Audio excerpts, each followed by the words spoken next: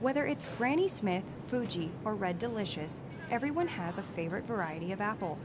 But those favorites barely made it to the produce sections across the U.S.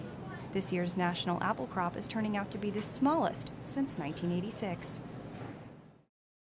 Why the small crop? Poor weather across much of the nation. In March, a warm front caused many trees to prematurely bud. This was followed by a cold snap, which killed off the buds. USA Today reports that New York, the nation's second largest apple producer, lost about 50% of its harvest.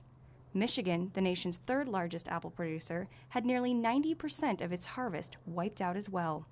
Crops were hit from Canada to North Carolina. The rest of the country has got a record low crop. They've had a very devastating freeze in the spring. Canada has been frozen out. Mexico is down 30%.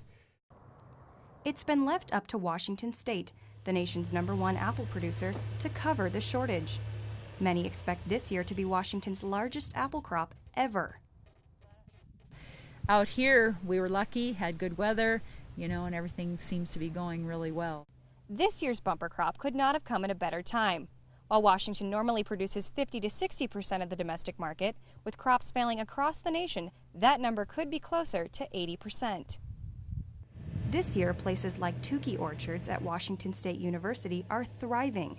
While the orchard produces its apples for WSU Teaching, Research, and Extension, their extra crop will be sold to local buyers.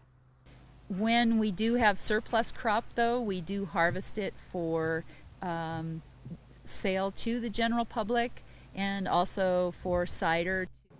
Prices for fresh and processed apples have soared. That's kind of the catch-22 of farming, is when somebody else has a crop loss, that will usually increase prices for the neighbor who did not. Prices for the fruit have gone up 16% since last year alone. For the Murrow News Service, I'm Mindy Rossner.